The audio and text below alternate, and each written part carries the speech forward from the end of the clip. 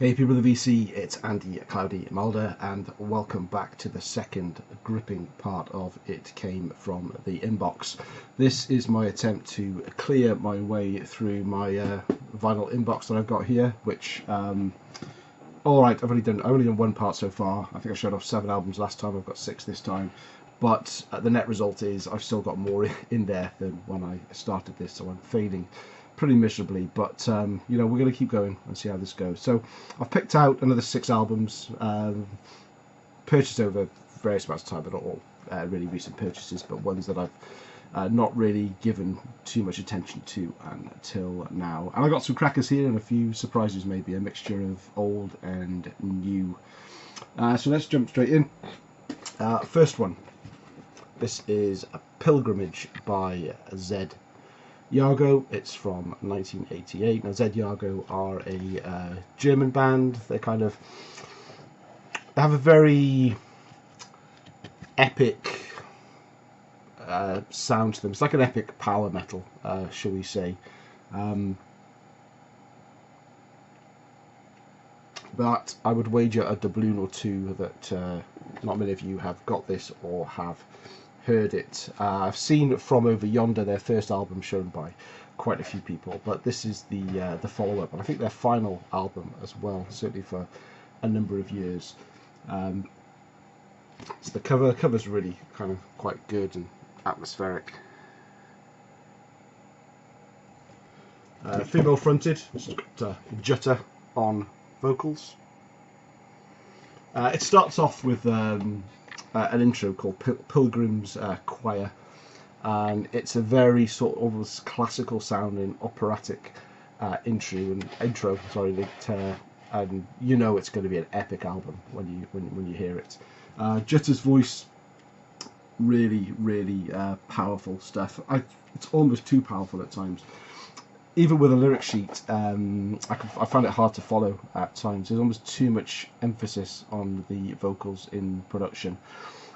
I guess it's easy to compare her with Doro, but I think her vocals are kind of far more dramatic and powerful than Doro. Doro's does a bit more of the gruff sound better, but Jutta does kind of the more, as I say, operatic, classical metal sound to them, power metal sound to them.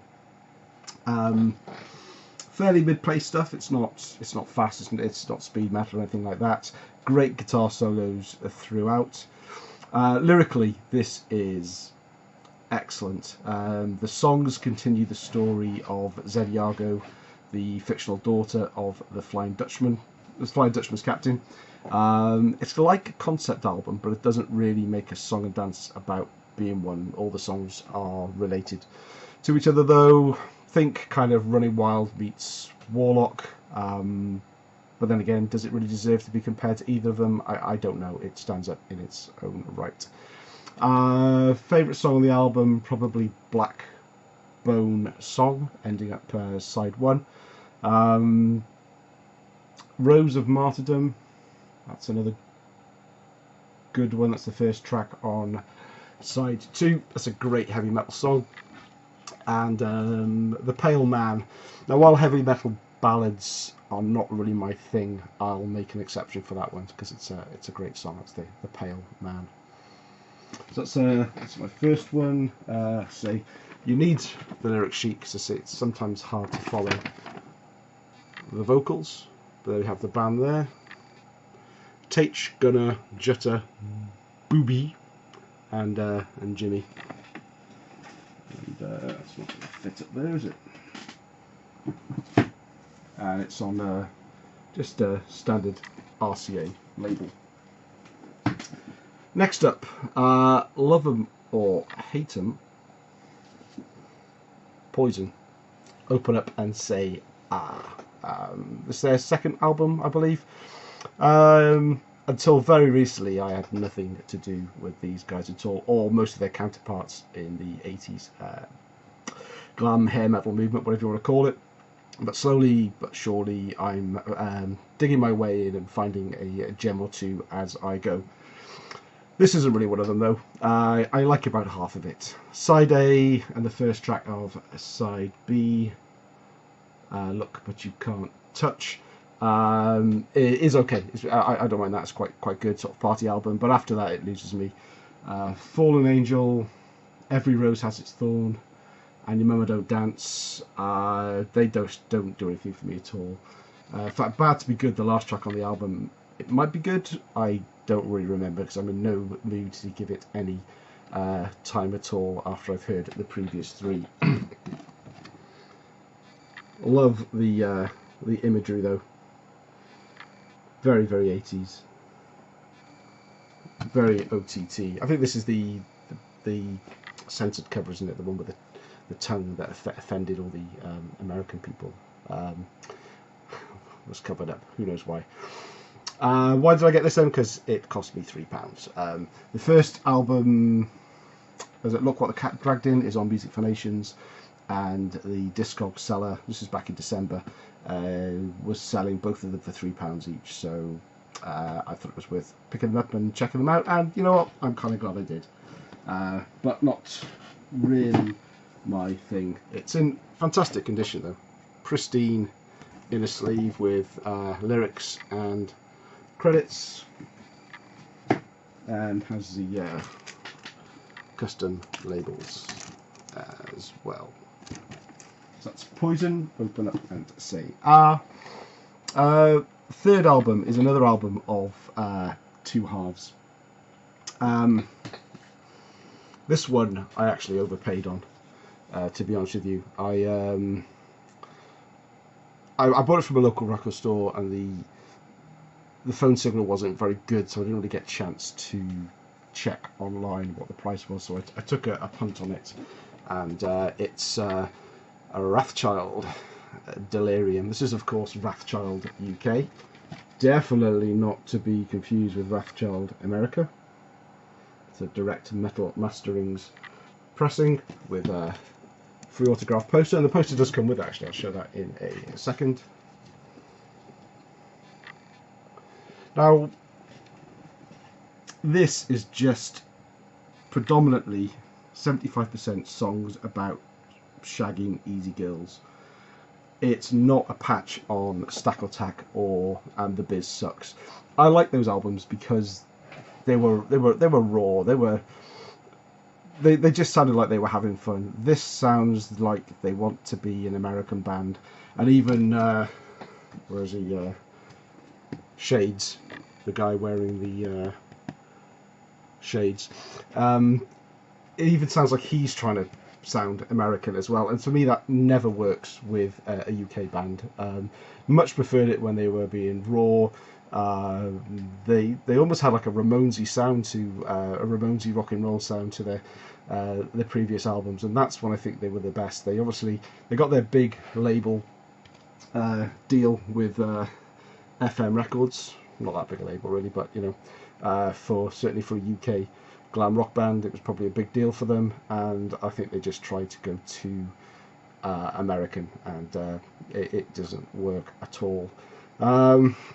It starts off okay. As I say, less raw than their previous albums. My Girls, where's that one? My Girls on, there's about 13 tracks in it. It's quite a lot of songs in it.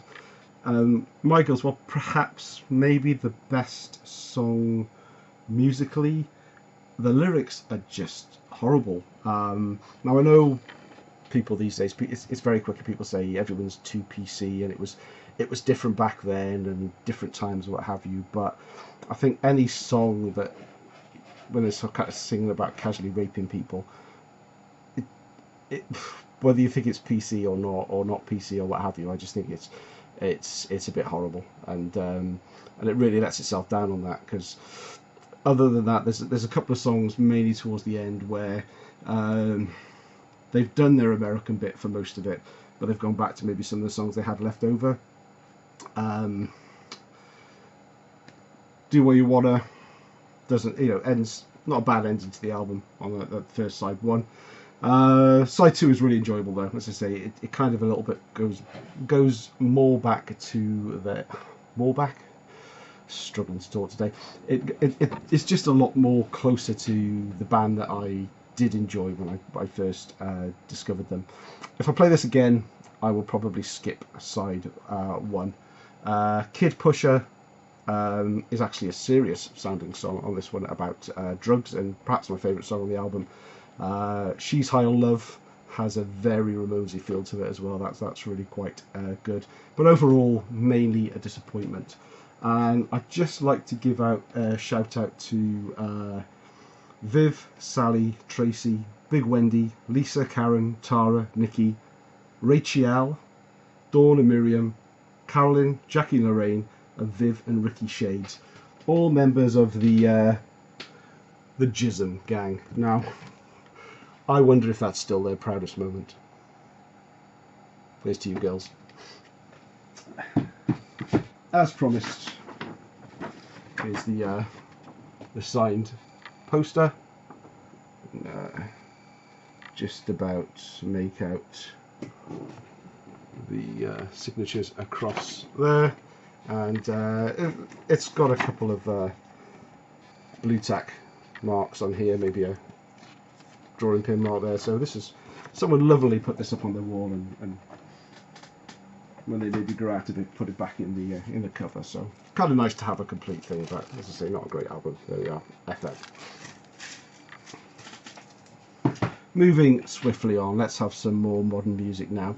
Now this next one is one of my favourite new British traditional heavy metal bands, and this is their second album, and it is Neuron Spoiler, Second Side. I think I've shown their CD before. I picked up the CD first, and then they went and released it on a vinyl, and this artwork is amazing, and it really, this is something where the vinyl artwork just, you just don't get the impact of it on a CD, and you're not going to get the impact here, but the detail down here of this sort of ramshackle, almost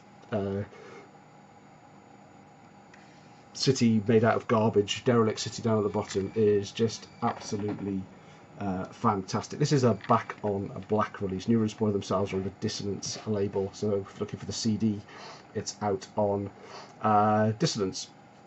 I'd say it's great modern traditional heavy metal. It's not a Judas Priest or it's not an Iron Maiden clone. Obviously there are some influences in there, who isn't these days, but it's the highlight for me is the really strong, clean vocals. This guy, I forgot his name, J.R. Vox, he can go deep, and he can do the soaring vocals absolutely effortlessly as well. Brilliant riffs, great guitar solos, absolutely superb album. I would thoroughly recommend this one. Side A, Slay the Beast, is probably one of my favourite tracks on here, and The Brave One has an Operation Mindcrime vibe to it, with a Mary-esque style of voice over the top. In fact, the more I think about it, the more Queensryche influence I get on this album. So fans of Queensryche, check out that song, The Brave One. Side B opens up with a galloping Queen of Darkness. It's got lots of pace changes and catchy vocal lines and lots of overlapping wangling solos as well. Now, one song I wasn't really aware of the significance of this or the history behind it until I listened to it just this week and started reading through, and noticed that the song was written by Tipton, Halford and Downing. But I didn't recognise that as a Judas Priest song. Sorry, there's the middle of the album. But I didn't recognise that as a Judas Priest song, partly because it isn't. So I did a bit of reading up about it. And so Heart of the Lion was originally written in 1987. And I'm doing a bit of reading here, so this is... and it originally appeared on an album by Racer X, but the song was written by Halford, Tipton and Downing, but a very Judas Priest sounding song, but it never showed up on a Priest album. Now Racer X's drummer was Scott Travis, and he joined Judas Priest for Painkiller. In 2001, 2 studio songs attacked onto Halford's nominally live album, Live Insurrection. And one of them is the blistering version of Heart of Lion. Now, by coincidence, I did a trade with Metal Mickey this week, and I got that same album, Live Insurrection. And there we have it. Track 12 on disc 2 is Heart of a Lion. I've not even had a chance to listen to that yet, but that was quite a coincidence, picking that up this week at the same time, finding out about the history of Heart of a Lion. Final track on the album, Murder City, is also the only song that left me a little bit disappointed. I don't know why. It's not a bad song for me, but it wasn't the best song to end the album on a high. It's on clear blue vinyl, where you don't really get to see the clearness here, custom labels and track listings, but it's a really, really good album. Oh, it's taking a bit longer than I thought it would. So next up, Black Star Riders, Heavy Fire. Now, over the years, I think I've demonstrated a fair amount of irrational behaviour when it comes to my musical taste, certainly around the traditional heavy metal mindset. I'm not a Def Leppard fan. I'm not a Led Zeppelin fan. I'm pretty ignorant of a lot of 70s metal. So here's another one. I am really not that fussed about Thin Lizzy. I've tried to get into them a few times. I have no rational explanation as to why, but I just can't really get into them. But I can get into bands that are clearly heavily influenced by them, like Black Trip, Deadlord, and Black Star Riders. Even more surprising, obviously, the Black Star Riders contain members of the current or most recent lineup of Thin Lizzy itself. So I can't really work that out. Maybe it's more of the modern twist on the classic sound that clicks with me, but I'm really starting to fall for this band, and we'll definitely look out for some more. I picked this one up two reasons. One of them is they are supporting Saxon on the 40th anniversary tour in the UK, so I'm going to go and see them in October. And the other reason was it was under £10 on Amazon. £10 for a modern album is, I'm not going to pass that up. There's a picture of the band in the middle. And comes with a lyric sheet. And the custom label, same on both sides. Favourite track, When the Night Comes In. Testify or Say Goodbye, and really enjoy Ticket to Ride as well. It's got really kind of good female backing vocals on it. Kind of reminds me actually of there's a Primal Scream song. I know it's not metal, from the Naughties, called Give Out But Don't Give Up, and it kind of reminds me of the vocals on that track, and it's one of my favourite songs. That also Ricky Warwick, the singer of Black Star Riders. I had no idea that he was the guy that was in Almighty as well. So I'm learning stuff as I'm listening to these records and reading up on them for these videos. So it's all good. Now, the last one we have for you today is Visigoth, Conqueror's Oath. Bev Clarkovision recently showed this one as well. I'm not sure if she got it in the same deal as me. I've been wanting this for a while, but it's always been quite pricey on Amazon. It came down to around £15, and but the fact that it was so high on people's 2018 lists, I snapped it up when I saw it get to that price. I normally don't buy new records for over 15 quid, but it was £15.39, so I let the 39p go this time just because I wanted to hear it. It's epic metal in the mould of Manowar, but with a more modern twist. Could have used the horse for Bev's contest as well.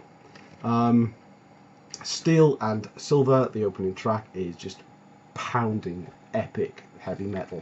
It's an awesome way to open the proceedings on here. Then comes Warrior Queen, which again, soaring vocals, Outlive Them All, just takes epicness to the next level. I mean, I cannot I cannot put into words how much I have enjoyed listening to this album. I have listened to it over and over this week. Yeah, Hammer Forged as well finishes up Side A, superb song. Yeah, it's just great. I cannot recommend it highly enough.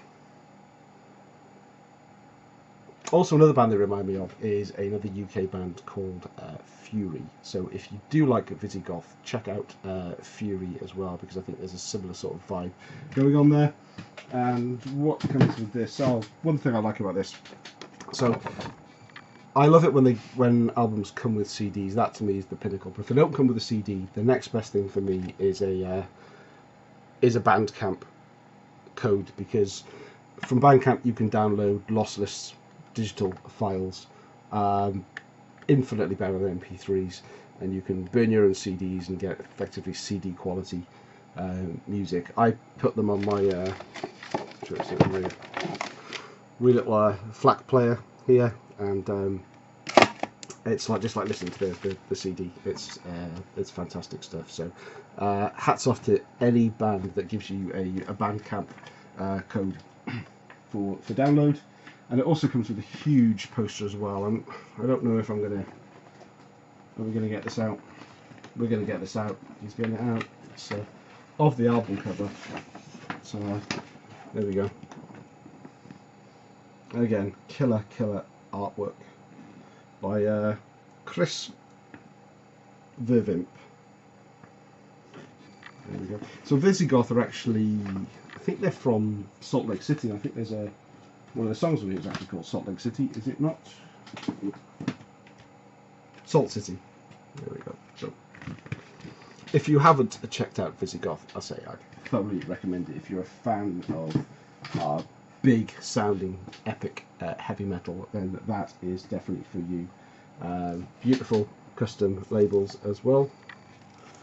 There's the front and there's the back. So there we go, that's 7 more albums cleared out of the inbox, only gazillion more to go. The monster is definitely winning at the moment. Thanks for watching, catch you again soon.